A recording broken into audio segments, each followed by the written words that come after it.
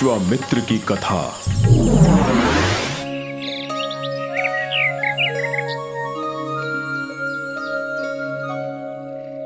विश्वामित्र का संबंध राजाओं के राजकुल से था। उन्हें विश्वनाथ के नाम से भी जाना जाता था। उनकी कई पत्नियां तथा 9 बच्चे थे। उन्होंने कई वर्षों तक राज्य किया। एक दिवस वो अपनी सेना के साथ एक साहसिक यात्रा पर निकले। जब वो एक वन के मध्य से होकर जा रहे थे, तब उन्होंने वहां जो कुछ देखा उससे अचंभित हो उठे। क्या दृश्य है, मुझे तो विश्वास ही नहीं हो रहा। मंत्रीगण, क्या आप सब भी इस दृश्य से चमत्कृत हैं? व्याघ्र एवं गायें, सिंह तथा मृग साथ साथ चर रहे हैं, जैसे वे आपस में अभिन्न मित्र हों। ये कितना अद्भुत दृश्य है। विश्वामित्र आगे बढ़े। संपूर्ण प्रभाग शांति एवं सुंदरता की प्रतिमूर्ति था। प्रसन्नता वहां राज करती थी। उन्हें निकट ही एक आश्रम दिखाई पड़ा। ये आश्रम महर्षि वशिष्ठ का था। ये उनकी भक्ति का प्रताप था कि वन्य पशु अपनी शत्रुता त्याग कर मित्रता पूर्वक रहते थे। महर्षि वशिष्ठ ने राजा विश्वामित्र का स्वागत सम्मान एवं उत्साह पूर्वक किया। आपका स्वागत है राजन, कृपया आसन ग्रहण करें। राज्य में सब कुछ मंगल तो है ना? महर्षि ने राजा का कुशल क्षेम पूछा। आपके आशीर्वाद से सब मंगल है मुनिवर। महर्षि को मन ही मन ज्ञात हुआ कि राजा अपनी विशाल सेना के साथ उपस्थित हुए हैं। हे राजन, आज आप अपनी सेना के साथ कृपया मेरा आतिथ्य स्वीकार करें। जंगल में रहने वाला एक मुनि कैसे इतनी बड़ी सेना को भोजन करा सकता है? कैसे इतने लोगों का भोजन एवं पशुओं का चारा जुटाएगा? ये तो राजगृह में रहने वाले राजा के लिए भी कठिन है। एक निर्धन मुनि इसकी व्यवस्था कैसे करेगा? आपके अतिथि सत्कार के लिए धन्यवाद, किंतु अब मुझे आज्ञा दें। महाराज, कृपया मेरा निवेदन स्वीकार करें। अंततः राजा विश्वामित्र ने ठीक है, उनका आतिथ्य स्वीकार किया। उनके आश्रम में एक गाय थी, नंदिनी। नंदिनी पवित्र गाय कामधेनु की पुत्री थी। महर्षि वशिष्ठ नंदिनी के पास पहुंचे एवं प्रार्थना की। हे मां नंदिनी, राजा विश्वामित्र हमारे आश्रम में पधारे हैं। ये हमारा कर्तव्य है कि उनको एवं उनके साथियों को भोजन कराकर हम संतुष्ट करें। कृपया व्यवस्था करें। क्षण भर में नंदिनी ने विभिन्न प्रकार के भोजन प्रस्तुत कर दिए, जैसे अत्यधिक मात्रा में चावल, विभिन्न फलों से भरे टोकरे, प्रचुर मात्रा में दुग्ध एवं मधु। धन्यवाद माते। उसके पश्चात महर्षि वशिष्ठ राजा के समक्ष गए। हे राजन, आप एवं आपकी सेना भोजन कर सकती है। सभी ने स्वादिष्ट भोजन ग्रहण किया। राजा विश्वामित्र ये सब देख रहे थे, साथ में अचंभित भी थे। ये तो सचमुच चमत्कार है। जंगल में रहने वाला एक निर्धन मुनि कैसे इतने सारे व्यक्तियों को इतना उच्च कोटि का भोजन करवा सकता है? चमत्कार है। विश्वामित्र ने महर्षि वशिष्ठ से कहा, कृपया मुझे बताएं कि आपने इतना शीघ्र इतने उत्तम भोजन की व्यवस्था कैसे की? मेरे पास नंदिनी नामक एक पवित्र गाय है तथा ये सब वरदान उसी का दिया हुआ है। मैं एक राजा हूँ, अतः ये मेरी होनी चाहिए। ये नंदिनी गाय मुझे उपहार में दे दे। राजन, उसे मैं आपको नहीं दे सकता। गाय को बांध दो तथा खींच कर ले चलो। सैनिकों ने नंदिनी को शक्तिशाली रस्से से बांधकर खींचा। वो अत्यंत पीड़ाग्रस्त थी। उसने छलांग मारी तथा सैनिकों को अचंभित छोड़कर वायु वेग से महर्षि वशिष्ठ की ओर दौड़ी। रक्षा कीजिए महर्षि, मेरी रक्षा कीजिए। उसने सुरक्षा हेतु याचना की। माते, एक प्रबल राजा की शक्तियों के सम्मुख एक दुर्बल साधु किस प्रकार से तुम्हारी रक्षा कर सकता है? स्वरक्षा हेतु आज्ञा दें। आज्ञा है, मुझे इसमें कोई आपत्ति नहीं। उसी क्षण नंदिनी रंभाई हुम भा उसके शरीर के प्रत्येक रोम से सैकड़ों शस्त्रधारी उत्पन्न होकर एकत्र हुए तथा एक भीषण युद्ध आरंभ हुआ। ये देखकर विश्वामित्र ने अपने पुत्रों को वशिष्ठ की ओर भेजा, परंतु वो सब महर्षि वशिष्ठ द्वारा उत्पन्न अग्नि में भस्म हो गए। विश्वामित्र शोक में डूब गए। वशिष्ठ के तपोबल से मैंने अपने बच्चों के साथ अपनी संपूर्ण सेना भी खो दी। मैं पराजित हो गया। अतएव मैं भी वशिष्ठ की भांति शक्तियां प्राप्त करने के लिए तपस्या करूंगा। ये निर्णय लेकर उसी पल उन्होंने महर्षि वशिष्ठ का आश्रम छोड़ दिया। विश्वामित्र हिमालय गए एवं तपस्या के लिए एक शांतिपूर्ण स्थान को चुना। उन्होंने कैलाशपति शिव का आशीर्वाद प्राप्त करने के लिए अपनी तपस्या आरंभ की। दिवस व्यतीत होते गए, माह व्यतीत हुए, वर्ष भी व्यतीत हो गए, किंतु भगवान शिव ने दर्शन नहीं दिए। विश्वामित्र की तपस्या कठिन से कठिनतर होती गई। सहस्त्रों वर्ष व्यतीत हो गए। अंततः उनकी तपस्या से भगवान भोले शंकर प्रसन्न होकर उनके समक्ष प्रकट हुए।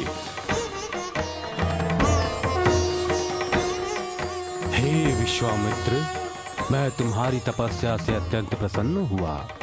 अब तुम अपनी इच्छानुसार मुझसे वरदान मांगो। विश्वामित्र प्रफुल्लित हो उठे। भगवान, धनुर्विद्या के समस्त रहस्यों से परिचित कराएं।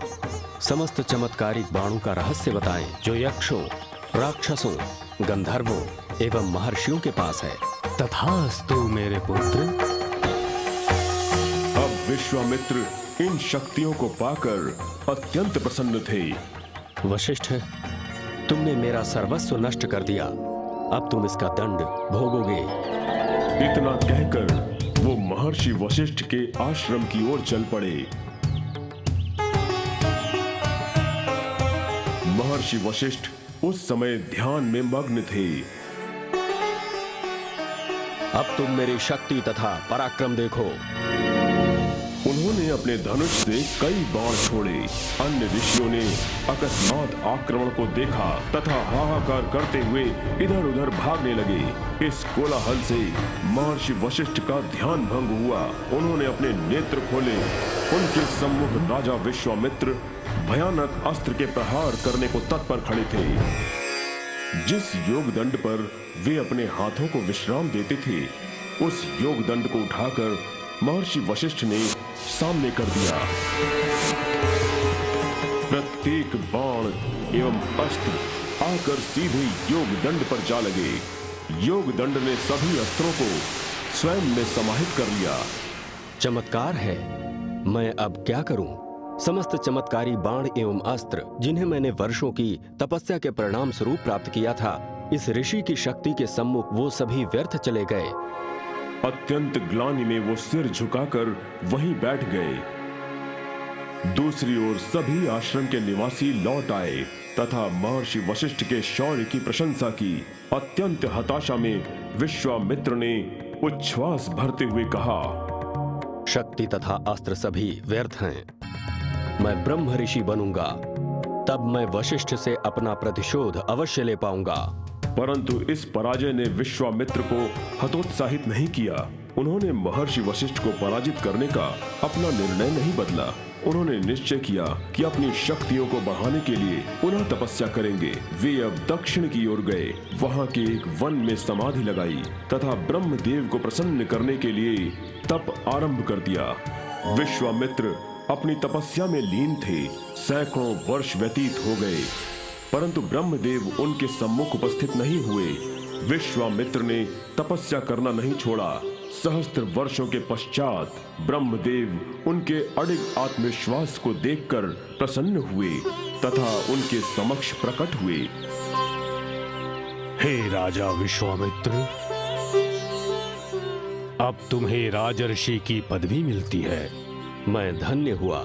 मेरा ध्येय ब्रह्म ऋषि बनना है, वो मैं अवश्य बनूंगा। ध्येय प्राप्त होने तक तप करता रहूंगा। ये कहकर उन्होंने पुनः तप करना आरंभ कर दिया, परंतु इस समय नई परिस्थितियों ने जन्म लिया। त्रिशंकु इक्ष्वाकु राजवंश का एक राजा था। वो अपने पापों को धोकर सशरीर स्वर्ग जाने की इच्छा रखता था। क्योंकि महर्षि वशिष्ठ उसके राजगुरु थे, अतः वो उनके पास गया। हे गुरुदेव, मेरा प्रणाम स्वीकार करें। स्वागत है राजन। यहाँ आने का प्रयोजन बताइए। गुरुदेव, मैं इसी सांसारिक देह सहित स्वर्ग में जाना चाहता हूँ। इसके लिए आप मुझे यज्ञ आदि करने का कोई उपाय बताएं। महर्षि वशिष्ठ ये सुनकर आश्चर्यचकित थे। त्रिशंकु, इस सांसारिक देह सहित कोई भी स्वर्ग में नहीं जा सकता, तथा इसके अतिरिक्त मैं तुम्हें इसके यज्ञ इत्यादि का उपाय नहीं बताऊंगा। ये एक असंभव ध्येय है। त्रिशंकु इससे अत्यंत दुखी हुआ, परंतु इस इच्छा को त्याग नहीं पाया। उसने महर्षि वशिष्ठ का आश्रम छोड़ा तथा दक्षिण दिशा की ओर प्रस्थान किया। वहाँ वन में उसे महर्षि वशिष्ठ के 100 पुत्र तप करते हुए दिखाई पड़े। वो उनके समीप गए तथा सहायता करने हेतु प्रार्थना की। मुझे आशा है कि ये साधु संभवतः मेरी स्वर्ग जाने की इच्छा की पूर्ति कर सकते हैं। हे साधुगण, मैं सांसारिक देह सहित स्वर्ग जाने की इच्छा रखता हूँ। वशिष्ठ के पुत्रों ने उनका परिहास किया। जो हमारे पिताश्री ने अस्वीकार कर दिया, उसे हम भी कैसे स्वीकार कर सकते हैं? त्रिशंकु उनके परिहास से आहत था। यदि तुम एवं तुम्हारे पिता मेरी कोई सहायता नहीं करेंगे, तो फिर मैं किसी अन्य ऋषि को ढूंढ लूंगा। मैं अवश्य ही किसी अन्य से सहायता लूंगा तथा आवश्यक यज्ञ इत्यादि का उपाय करूंगा। तुम्हें अपने गुरु के विरुद्ध ये कहने का साहस कैसे हुआ? क्योंकि तुमने अपने गुरु के साथ विश्वासघात किया है, इसलिए जाओ, तुम चंडाल बन जाओगे। उसी क्षण राजा त्रिशंकु ने अपनी सुंदरता एवं रंग खो दिए तथा बाल रूखे हो गए। वो वास्तव में चांडाल बन गया। अभी भी उसका साहस समाप्त नहीं हुआ था। वो दक्षिण की ओर बढ़ा तथा विश्वामित्र को तपस्या करते हुए देखा। यद्यपि त्रिशंकु कुरूप हो गया था, विश्वामित्र ने उसे सहानुभूति एवं करुणा से संबोधित किया। हे राजन, तुम्हारी ये दशा कैसे हुई? त्रिशंकु ने अपनी कथा सुनाई। मैं सांसारिक देह सहित स्वर्ग जाऊंगा।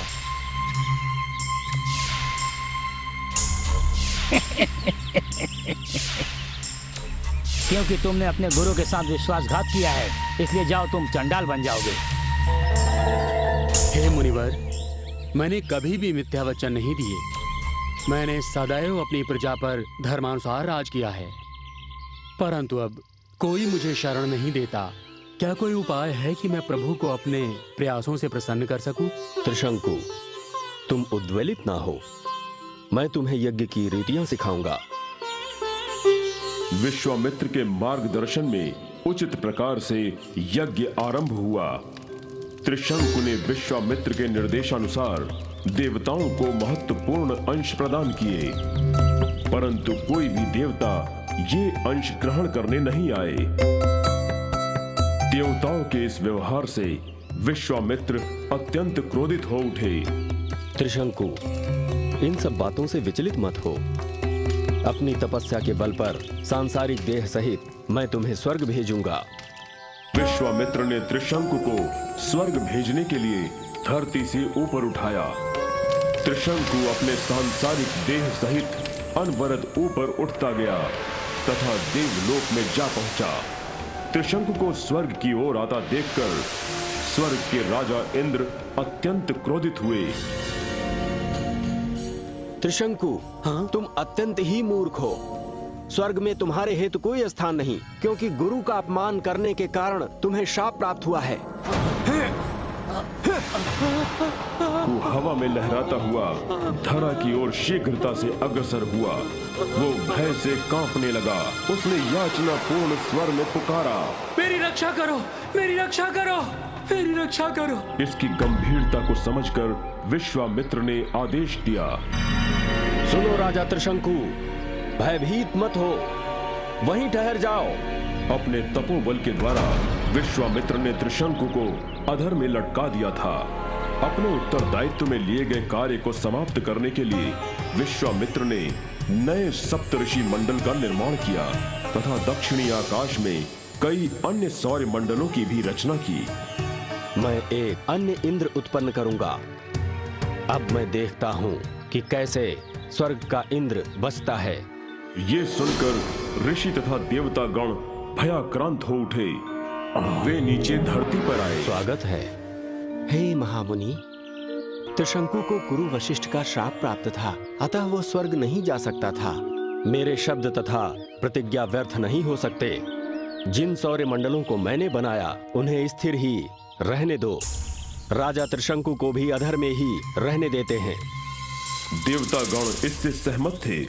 विश्वामित्र अत्यंत प्रसन्न हुए। उन्होंने इंद्र एवं देवताओं को पराजित किया था, परंतु इस कार्य से उन्हें आभास हुआ कि जो भी शक्तियां उन्होंने लंबी तपस्या से प्राप्त की थीं, वो सभी इस क्रिया में समाप्त हो गईं। अतएव वो पुष्कर के धर्म क्षेत्र की ओर चले गए, जहां उन्होंने पुनः तप प्रारंभ कर दिया।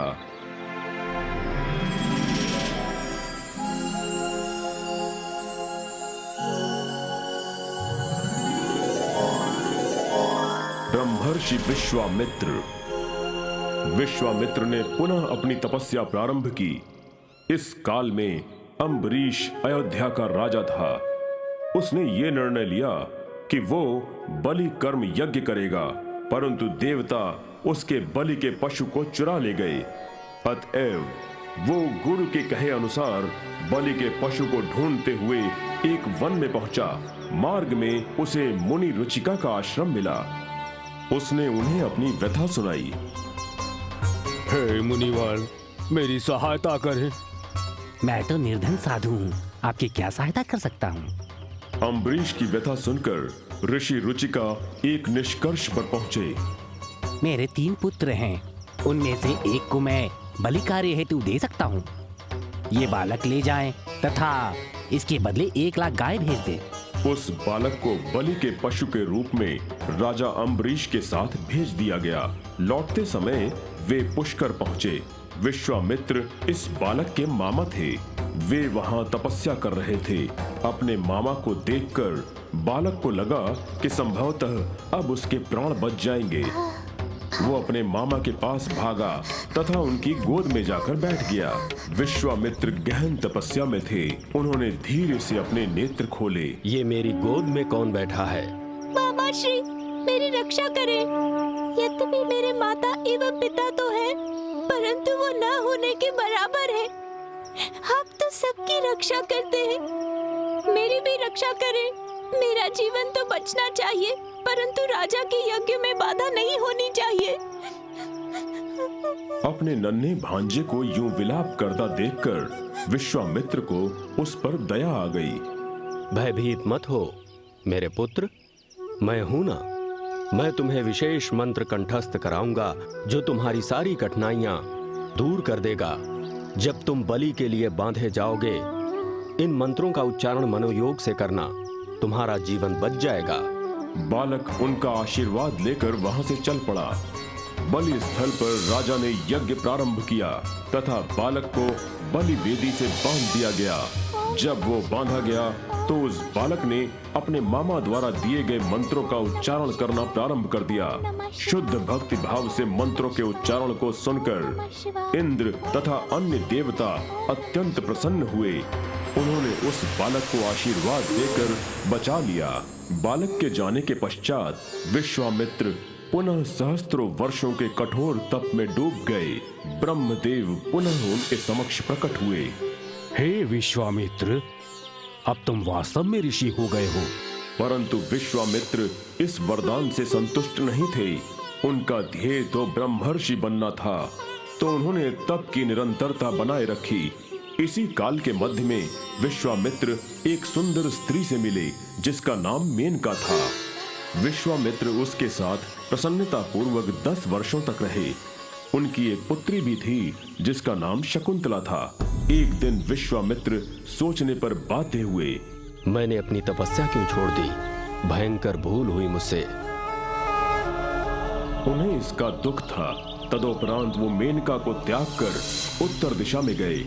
उन्होंने पुनः अपनी तपस्या आरंभ की। सहस्त्रों वर्षों पश्चात पुनः ब्रह्मदेव प्रकट हुए। हे विश्वामित्र, अब तुमने महर्षि की पदवी प्राप्त कर ली है। हे भगवान, धन्यवाद। मेरा ध्येय तो ब्रह्मर्षि बनना है, वही मेरा अंतिम उद्देश्य है। उन्होंने तप की निरंतरता बनाए रखी। अंततः ब्रह्मदेव अन्य देवताओं की उपस्थिति में वहां प्रकट हुए। हे विश्वामित्र, अब तुम ब्रह्म ऋषि बन चुके हो। मेरी इच्छा है कि महर्षि वशिष्ठ स्वयं मुझे ब्रह्मर्षि कहकर पुकारें, जिन्हें संपूर्ण वेदों का ज्ञान है। तब देवताओं ने महर्षि वशिष्ठ से निवेदन किया चलिए। कि वो विश्वामित्र की ये इच्छा पूरी करें। अवश्य। महर्षि वशिष्ठ वहां आए। विश्वामित्र, आप निसंदेह ब्रह्म ऋषि हो गए हैं। इस प्रकार विश्वामित्र ने अपना लक्ष्य अपने दृढ़ संकल्प से प्राप्त किया तथा अपनी तपस्या समाप्त की। उन्हें ऋषियों सहित देवताओं ने भी सम्मान दिया। परशुराम महाभारत काल के सर्वश्रेष्ठ ऋषि थे। वे कर्ण तथा द्रोणाचार्य के गुरु थे।